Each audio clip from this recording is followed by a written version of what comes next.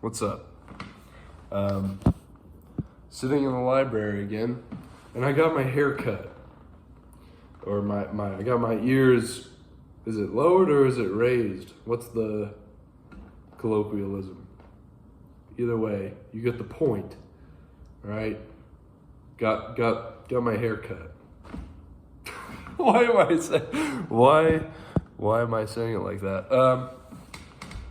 Before we start talking here, shout out to Dennis Lauren. This guy's a loyal viewer, and he's reached out to me, talked to him. Smart guy. He sent me like an Amazon gift card out of the blue, which I will use to buy more books, and I really appreciate that. That's super nice of you, man. So thank you for that, seriously. But what have I been reading? I've been reading Pascal and Joyce. But we'll start off talking about Pascal, I suppose. I really like Pascal. Pascal's a sort of disturbed genius, which I think it seems like that's almost a prerequisite to being a really good author, is that you're disturbed in some way, or there's something going on with you. You know, you're brilliant, but tortured. You're a tortured genius, right? And he's sort of pessimistic too. The book he writes, the Pensée, is or the thoughts are sort of a pessimistic read on human nature and how meaningless everything is without a faith in God, and just sort of critiquing and talking about human nature, which immediately brings up into my mind one of the things that he says about vanity, which is a lot of people strive and seek knowledge so that they can talk to everybody else about it and impress them with how much knowledge they have. Which, when I read that, I was like, maybe I should stop making YouTube videos. But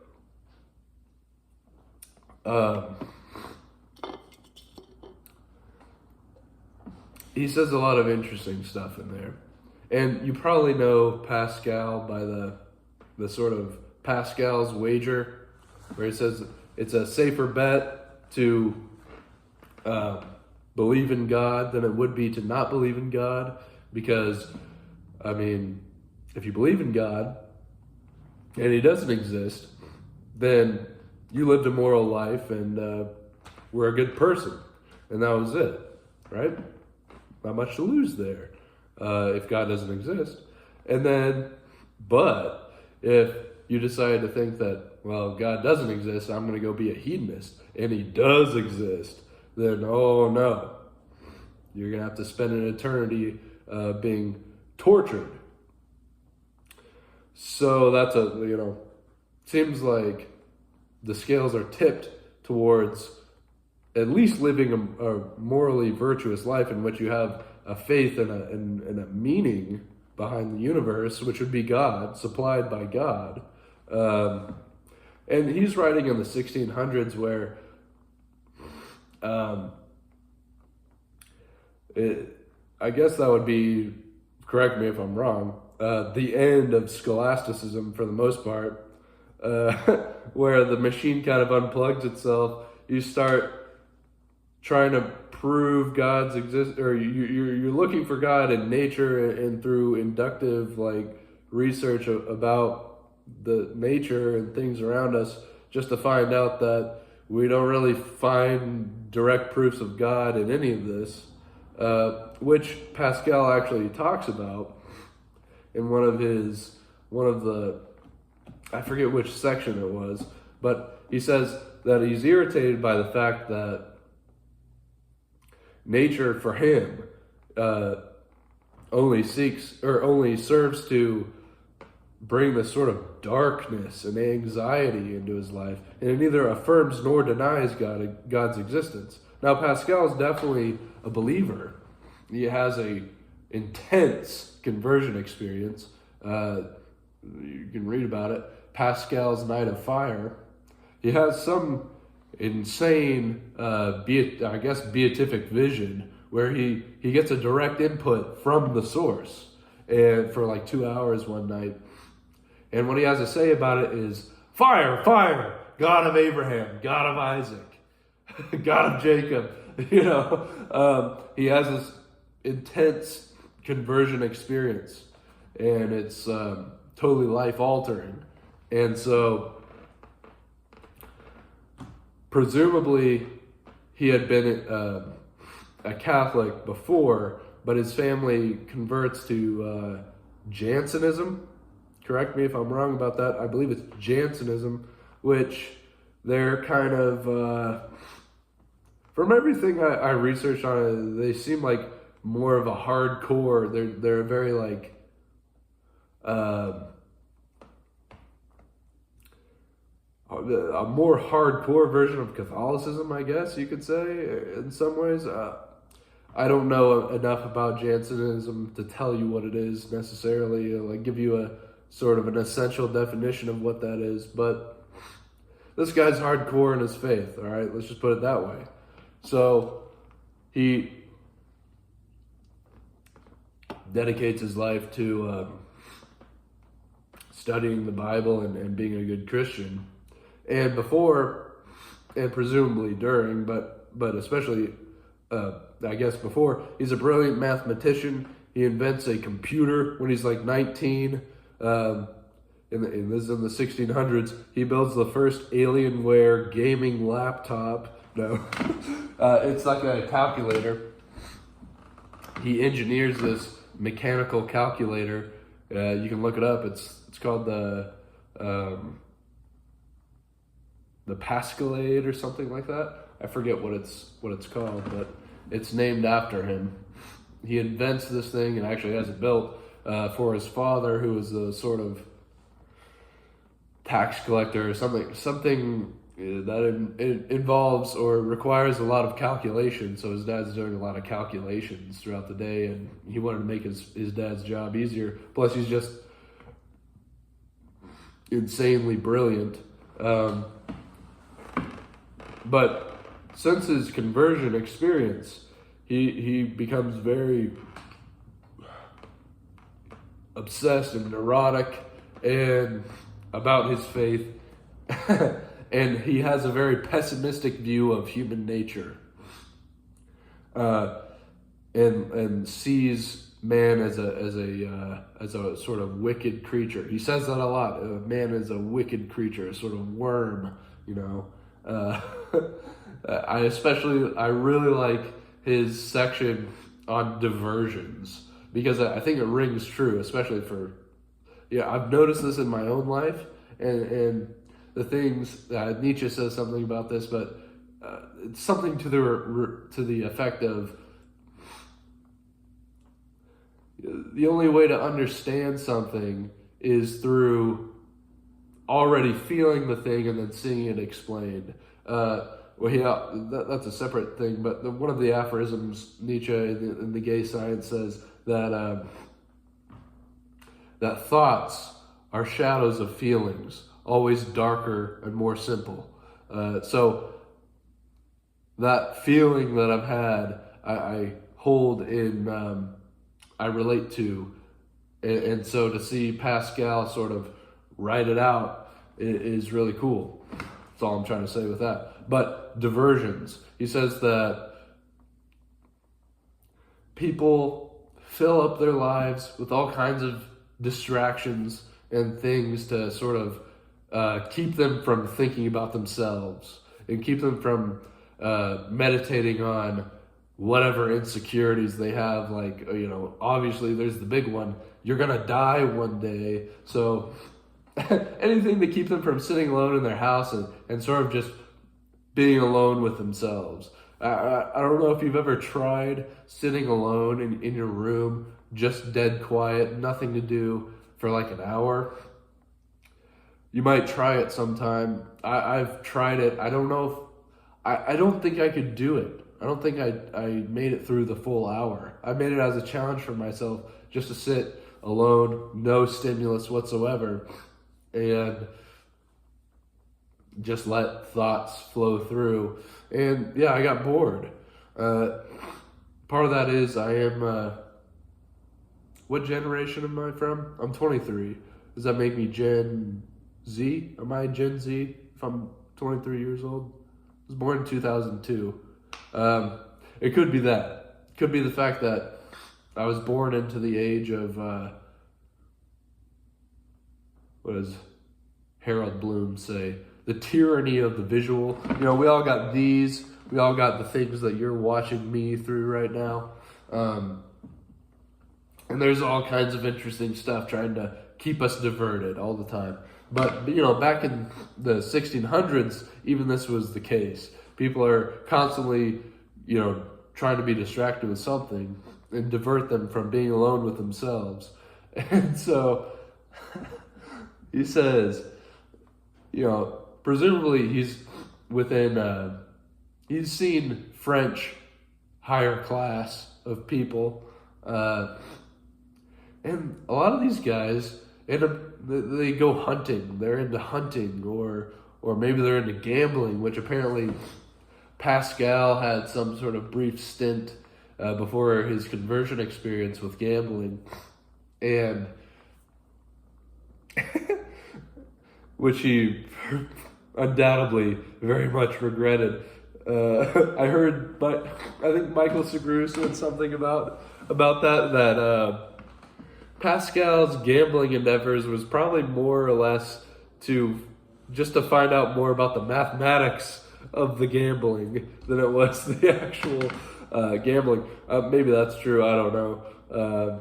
But it made me think of Le Chiffre from how do you say his name? Le Chiffre from Casino Royale. Guy's like a mathematical genius, and so he's like really good at poker. I was like, sounds like Pascal. But anyways, but people distract themselves. So people go hunting, and they'll go out and hunt rabbits.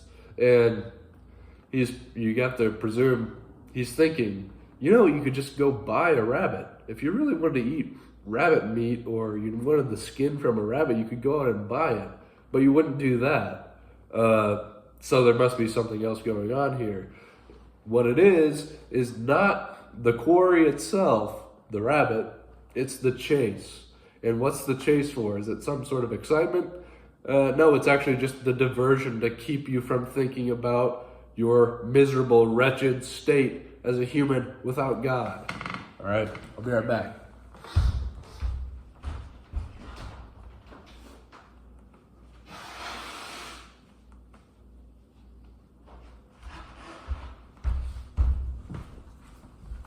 You'll have to pardon me.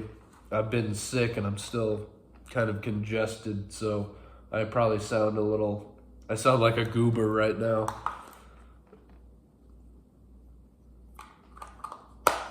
A goober. Hey man, let me get some of those goobas.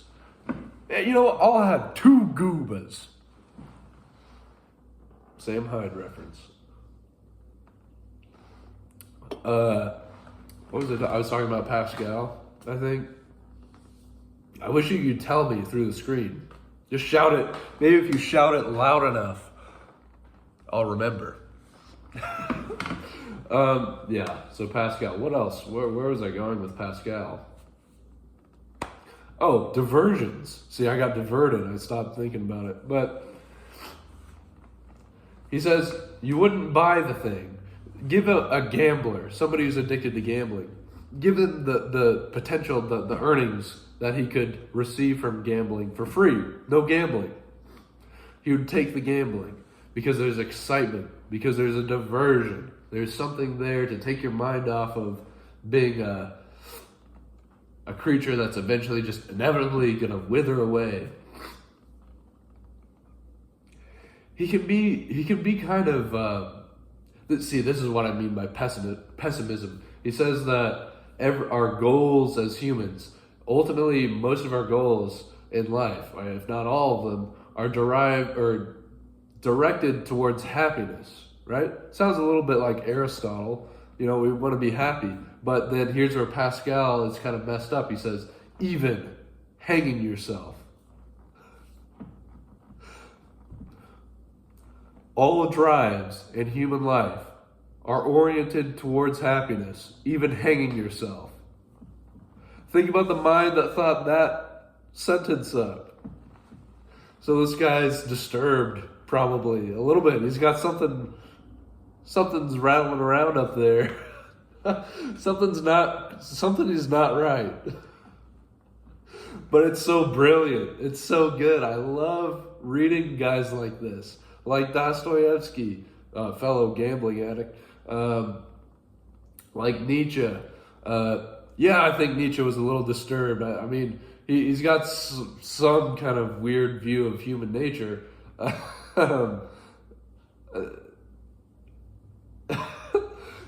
Kierkegaard. All right, that guy's clearly messed up as well. Think about his weird relation with Regina, and then read what is this book? Fear and Trembling. Read Fear and Trembling. I mean, yeah, something's a little up with these minds, but they're so brilliant, and it's so like, I just love it. I love it so much. Now, I'm not brilliant, but I'm also not disturbed. And there seems to be some sort of connection between these two, brilliance and disturbance. Now, as somebody who's not brilliant nor disturbed, I don't know whether to envy the brilliance or to pity the disturbance. It's a sort of like, wow, to have thought that up almost requires some sort of oddity. But from there, unless I think of something else, let's move on to Joyce. So Joyce is somebody that I've wanted to get into for a while. I actually have, you know what, I might as well just go grab it and show it to you.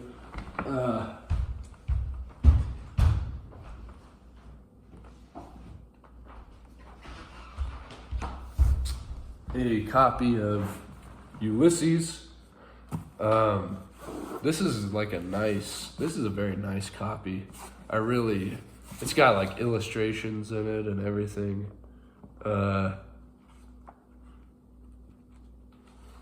Yeah, see, this is cool. I like that. Now there's an obvious draw towards a book called Ulysses by a modern artist or a semi-modern artist,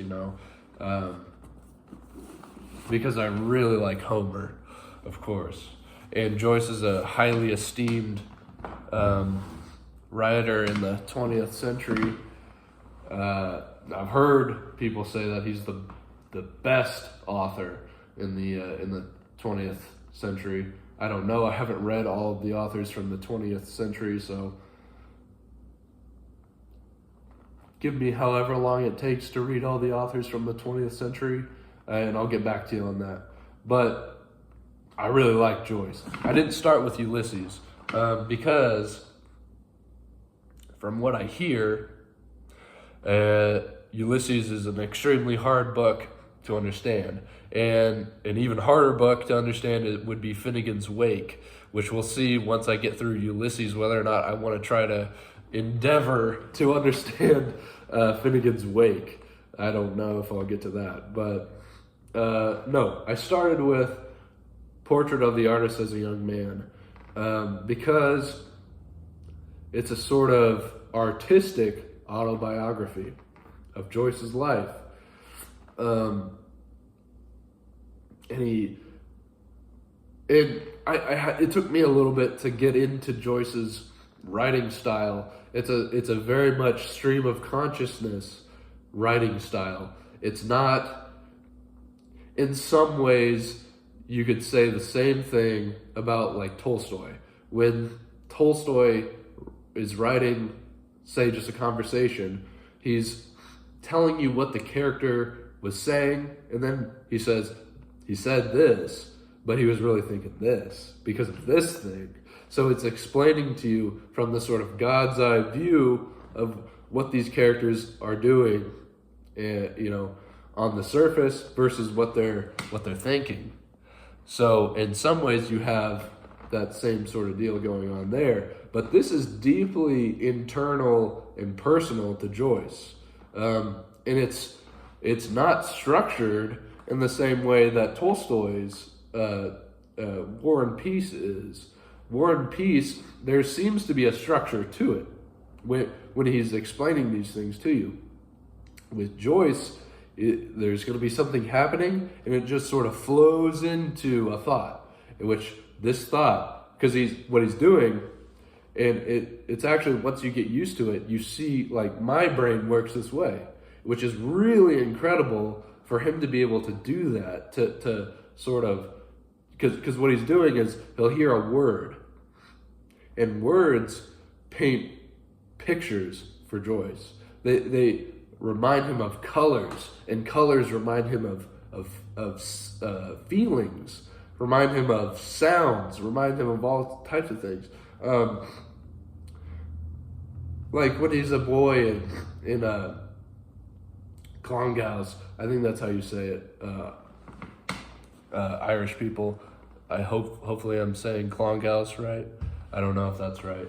I gotta grab my charger because my phone just said I'm at 20% battery. Be right back.